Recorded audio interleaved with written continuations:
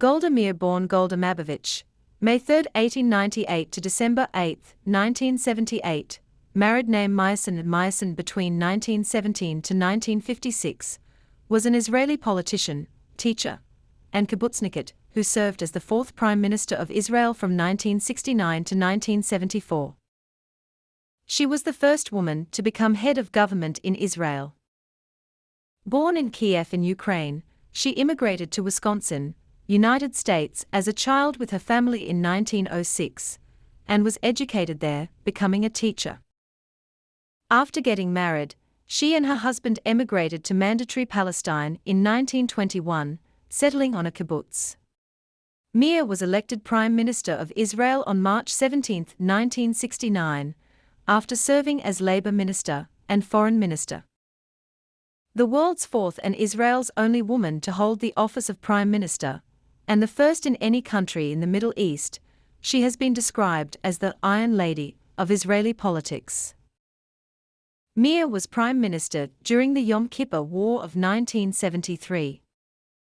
Israel was caught off guard and suffered severe losses in the first days of the war, before recovering and defeating the invading armies.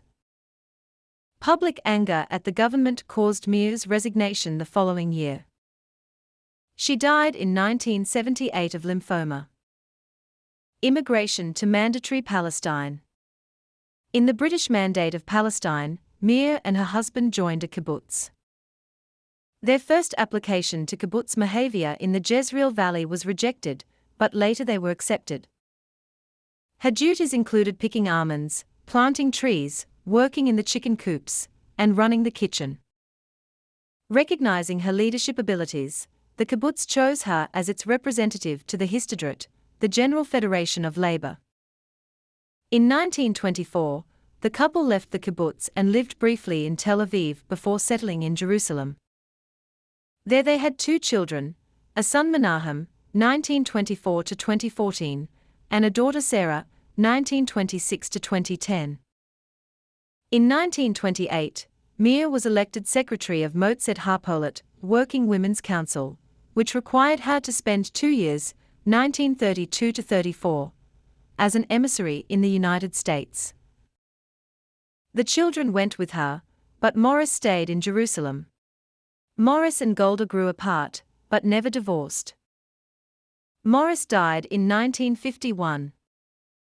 Diplomatic and ministerial career. Meir was one of 24 signatories, including 2 women, of the Israeli Declaration of Independence on May 14, 1948.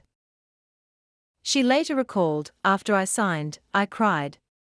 When I studied American history as a schoolgirl, and I read about those who signed the U.S. Declaration of Independence, I couldn't imagine these were real people doing something real. And there I was sitting down and signing a declaration of establishment." Israel was attacked the next day by the joint armies of neighboring countries in what became the 1948 Arab-Israeli War. During the war, Israel stopped the combined Arab assault, and then it launched a series of military offensives to defeat the invading Arab armies and to end the war. Minister Plenipotentiary to Moscow. Carrying the first Israeli-issued passport, Meir was appointed Israel's Minister Plenipotentiary to the Soviet Union, with her term beginning on September 2, 1948, and ending in March 1949.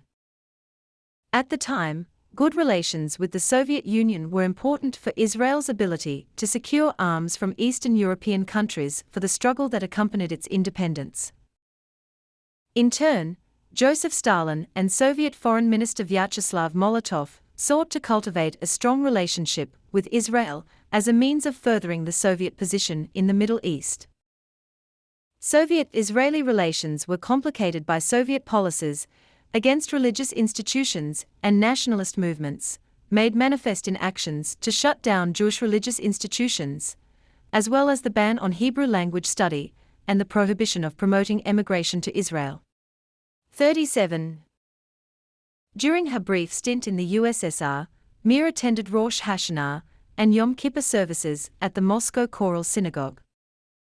She was mobbed by thousands of Russian Jews chanting her name.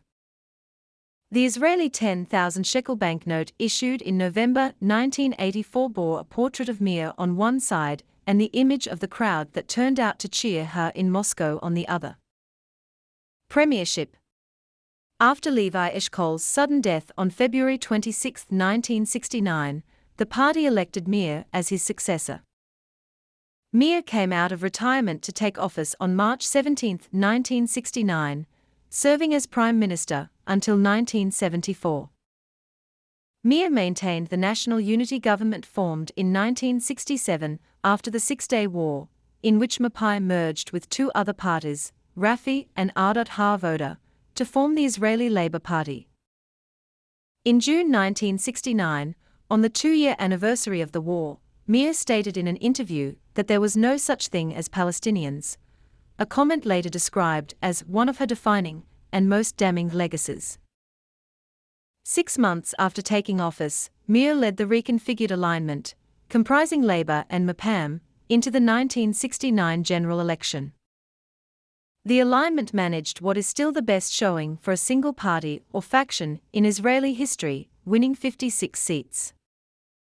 This is the only time that a party or faction has approached winning an outright majority in an election.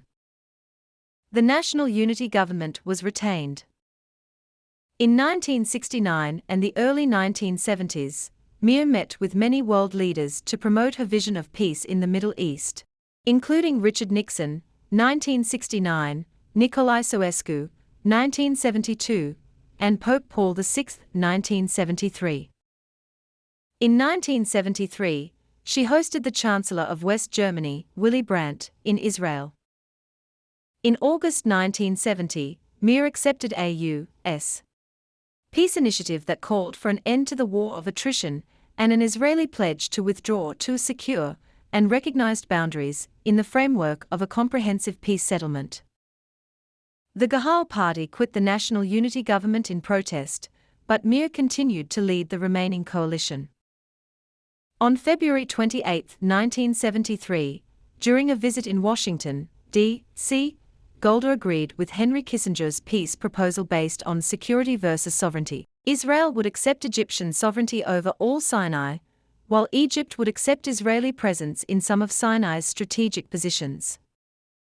Her party won the elections in December 1973, but the coalition lost seats and was unable to form a majority. Meir announced her resignation as Prime Minister on April 11, 1974, and resigned from the Knesset on June 7, 1974. She never held office again.